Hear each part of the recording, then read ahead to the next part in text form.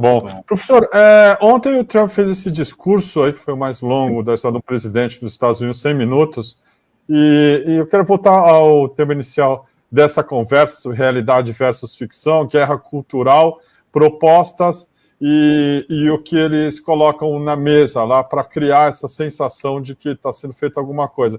Ele não tocou em nenhum assunto concreto. Ele fez a mesma coisa que fez durante a campanha. Vou colocar só uns trechos aqui. Tá? Claro. America is back. America está de volta. We've accomplished more in 43 days than most administrations accomplished in 4 years or 8 years. Get ready. Conseguimos em 43 dias o que os outros governos em 4 anos ou 8 anos. For an incredible future, because the golden age of America has only just begun. It will be like nothing that has ever been seen before. Tariffs are about making America rich again, and it will happen rather quickly. A little disturbance, but we're okay with that. It's time to stop this madness, and have received strong signals that they are ready for peace. Wouldn't that be beautiful?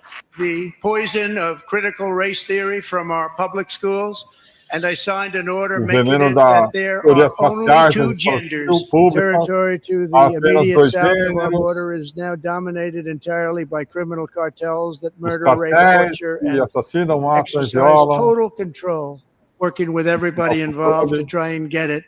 I think we're going to get it. Vamos conseguir chegar lá. Enfim, ele não falou absolutamente coisa nenhuma da vida real.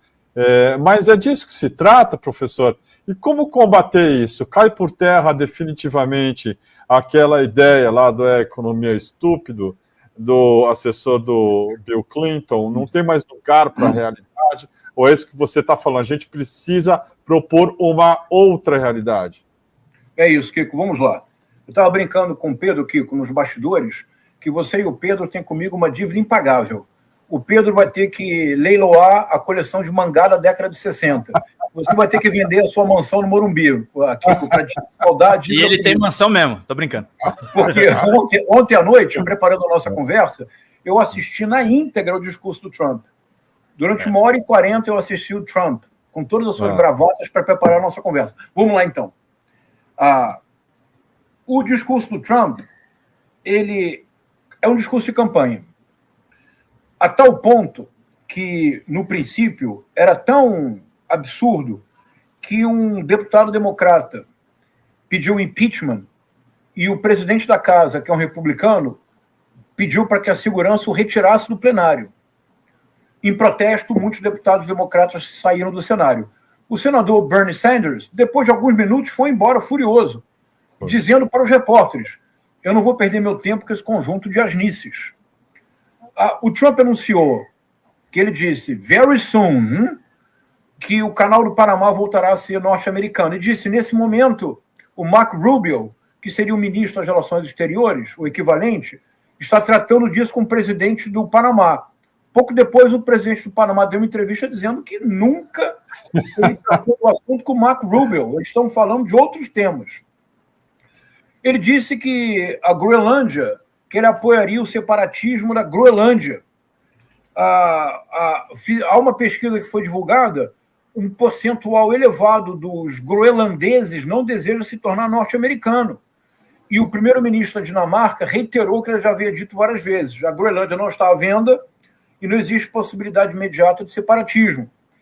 O Trump disse que, finalmente, os atletas trans não poderão competir, que mulheres trans não poderão competir no esporte norte-americano.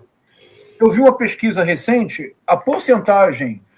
mulheres trans são homens que fizeram tratamento normal, hormonal, após se identificarem como mulheres, e que algumas competem em esportes femininos. E que é muito polêmico. A porcentagem, Kiko, é assim, 0,0007% da presença de mulheres trans no esporte feminino. Ou seja, é um não problema. Literalmente é um não problema. Que eles transformam como se fosse a própria realidade. Não é. É algo, não é nem sequer residual. Do ponto de vista estatístico, não é sequer relevante, não é considerável. Do ponto de vista da economia, o Trump insiste numa figura de linguagem que é o tempo todo uma comparação com um passado que ele adultera para um futuro que ele imagina. Então, o tempo todo ele diz: a América será greater than ever before, a América será maior do que jamais foi, a nossa economia será mais próspera do que nunca na face da Terra. É uma espécie de superlativo constante para compensar o fato concreto de que existe uma série de ilegalidades sérias no governo. Por exemplo, eu não sei se vocês se deram conta, Kiko, mas ontem no discurso ele cometeu um erro político gravíssimo, que deverá ele se dirigir... Como acontece sempre, né, quando ele se dirige à nação, sempre eles têm pessoas nas galerias em que eles se referem. É uma forma que eles têm de humanizar o discurso. Em vez de ficar puramente abstrato, eles dizem: e tal pessoa que aqui se encontra, e faz uma menção que é uma menção política. Ele mencionou o Elon Musk, dizendo que o Elon Musk está na plateia. O Elon Musk, que é responsável pelo DOGE, que é o Department of Government Efficiency, ele disse, literalmente, DOGE headed by Elon Musk, ou seja, o DOGE, esse Departamento de Eficiência Governamental, capitaneado, liderado, comandado pelo Elon Musk. O que ele havia negado, houve um juiz federal que fez uma inquisição formal ao presidente da República para saber o estatuto do Elon Musk. Por que isso é importante? Isso é bem importante para a audiência brasileira. Ninguém tem obrigação de saber o que eu vou dizer agora. É bem importante o que eu vou dizer agora. Kiko. Vamos lá. Só passar claro, o trecho aqui. Por favor. Elon Musk, who is in the gallery tonight.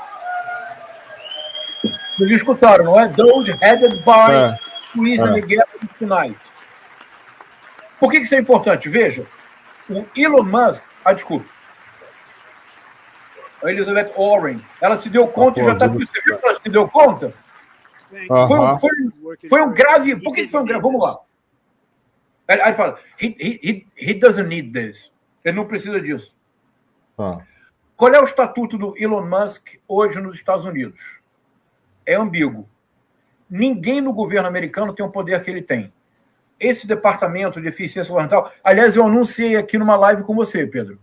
A finalidade desse departamento de eficiência governamental é menos desmantelar o Estado e mais evitar que burocratas de Estado, altos funcionários de Estado e não de governo, criem obstáculos para o projeto autocrata do Trump.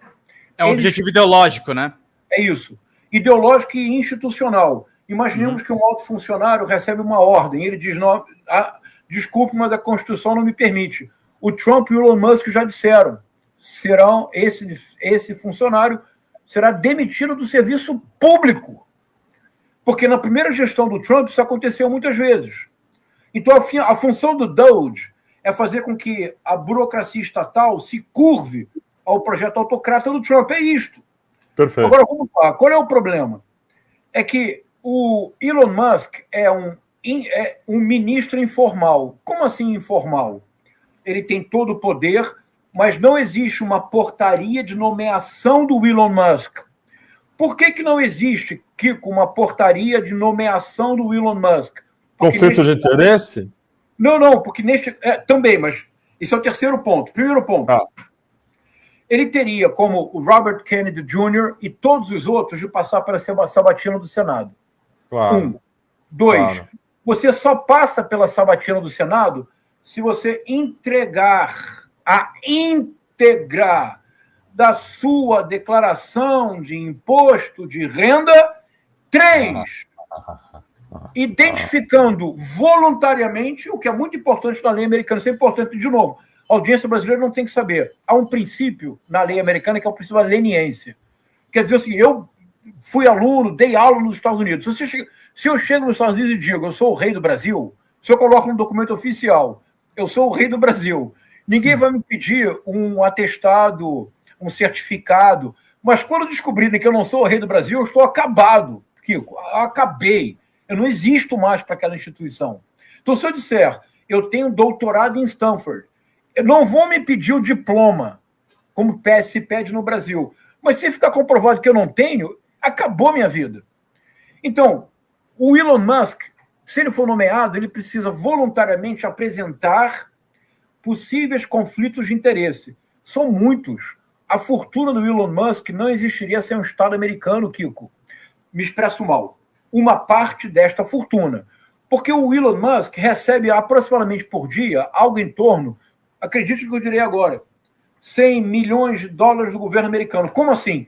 Porque ele tem contrato com a NASA, ele acabou de fechar um contrato para fornecer blindados Tesla para o governo americano. Uma parte considerável da fortuna do Musk foi feita a partir de contratos com a NASA, por exemplo, com o Pentágono. Então, o Elon Musk, hoje, o Trump o denomina Special Agent. Ele é um agente especial do governo, sem uma nomeação oficial. Sabe qual é o problema disso? É um problema legal e constitucional. Por exemplo, há muitas agências que o Elon Musk quer fechar, que são agências, como, por exemplo, no Brasil tem a Anvisa, a agência, a ANAC.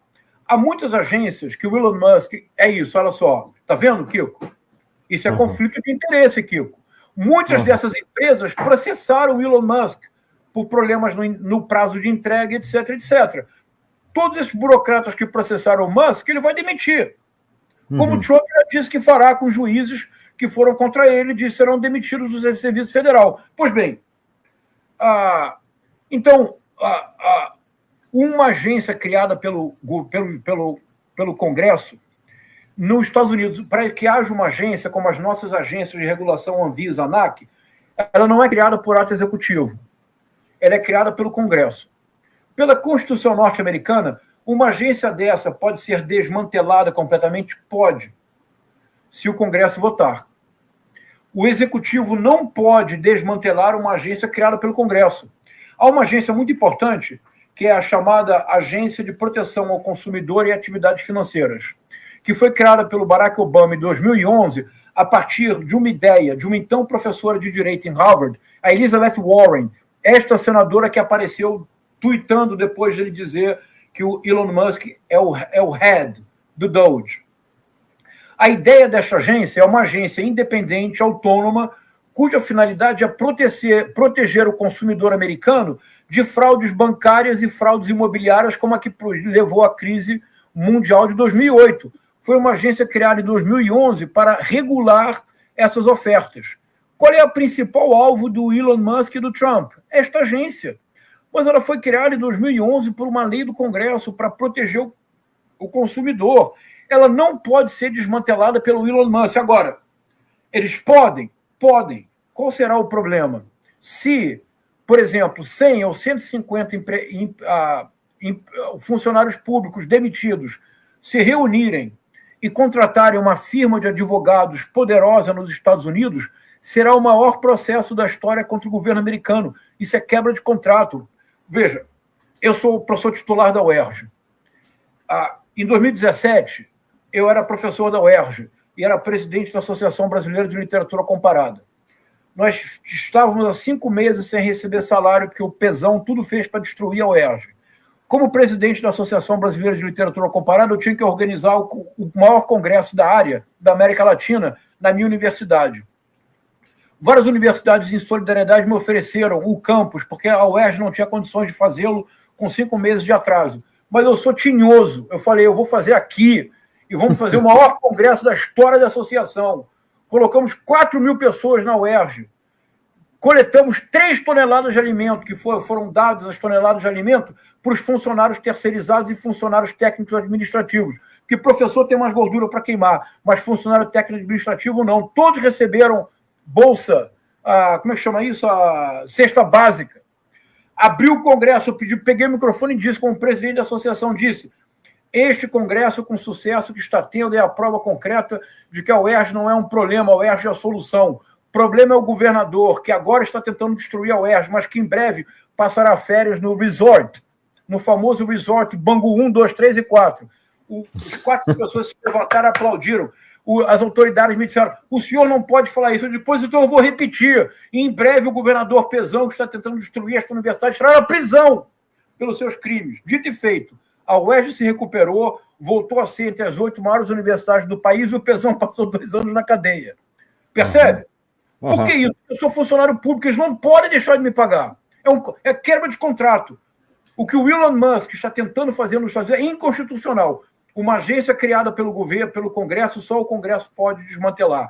Eles não podem fazer harassment com funcionário federal, porque há um contrato implícito nisso.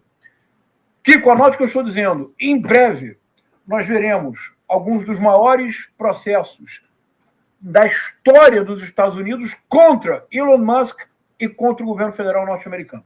Desculpa, eu me entusiasmei aqui, mas eu fico muito indignado com essa situação.